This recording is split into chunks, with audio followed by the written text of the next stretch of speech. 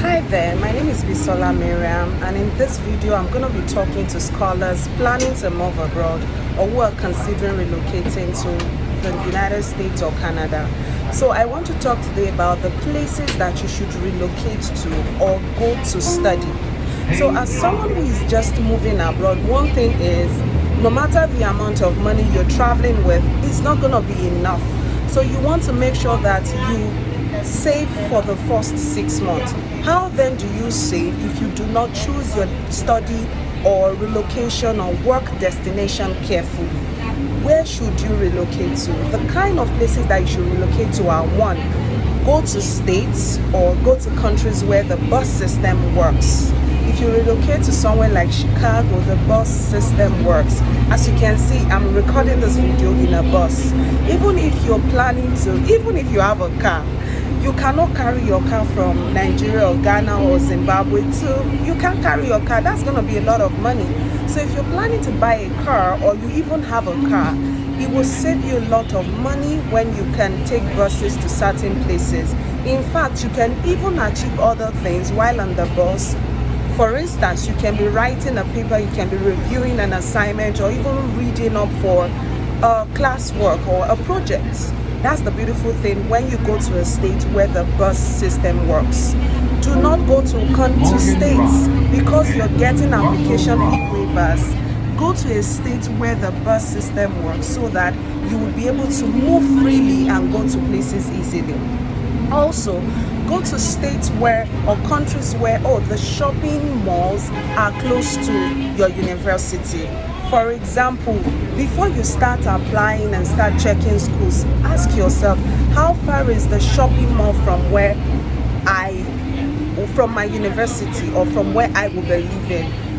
Find out about the shopping malls around the states where you're going to study. If the shopping malls are too far away, oh my God, you're going to be stressed out, because the thing is, there are situations where you need to buy things or you need to do grocery. Even though the bus system might be working efficiently, the bus will not carry you to the front of the shopping mall. Identify states where the shopping malls are accessible and they are everywhere. For example, does that state have Target? Does it have Walmart? The prices at Walmart are generally fairer or better than the prices at Target. So make sure that you're traveling to states where, one, the bus system works well, two, the shopping malls are accessible. As an international student, someone who is just relocating, you need all of this. Now, the third thing you need to identify is when you're relocating, go to states where they have free food services or pantries.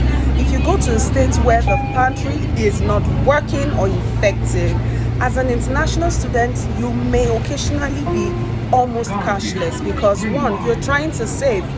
And if you're trying to save and you have responsibilities back home or commitment to be people back in your country, you have to have money, or you must have savings or liquid cash.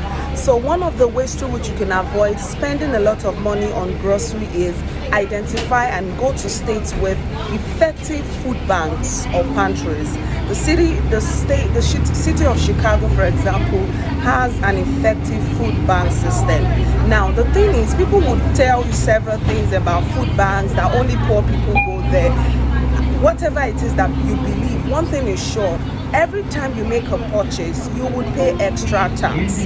So one thing you should think about is, if you're trying to save up, there is absolutely nothing stopping you from using food banks. Food banks will help you save. You're not going to be paying tax and you're going to be getting quality products. I have identified a number of places in Chicago, for example, where you can come with food banks that you can access. So I want you to check the link in the description of this video or in the description of this post so that you can find out more about the food banks or access them, for example. Now, the last thing I want to share is identify states with effective religious and cultural groups. Go to states where the religious and cultural groups are effective. You don't see one thing that graduate school or undergraduate school or studying or working or relocating abroad is going to do to your mental health is for the first few weeks or month you're going to be stressed, and you want to go to a state or a country where the religious or cultural system works well. If the religious and cultural system in that city is not effective, you are going to be lonely. Do you want to leave all your family members, relocate, far away, and then you're lonely? Now, the cultural system or the religious spaces will not necessarily fill that void if you're not self-reliant, of course, but at least it will do a lot for you. The last thing I want to share is, if you're an African food lover and you want to be able to access African food, go to a state where for the first few months you are able to save and access affordable African food. For example, there are certain states in the US where you cannot readily access African food. So if you don't have a problem going to a state where you don't have access to African food, fine, go there. But if you're very particular about African food, African meals, you want to go to a state where that is accessible. And if you choose to then go to a place where it is not accessible, maybe you have to plan to take as many African produce with you when you're coming. But the question is, how many bags of food are you going to be able to carry? You cannot possibly carry all the food back home. So think about what I'm saying and let it sink. If you found any of these ideas useful, let me know in the comment section. Meanwhile, I want you to come to Chicago because I love the city and it's so beautiful. And if you come here, you get to meet me and we can hook up. Chicago for life.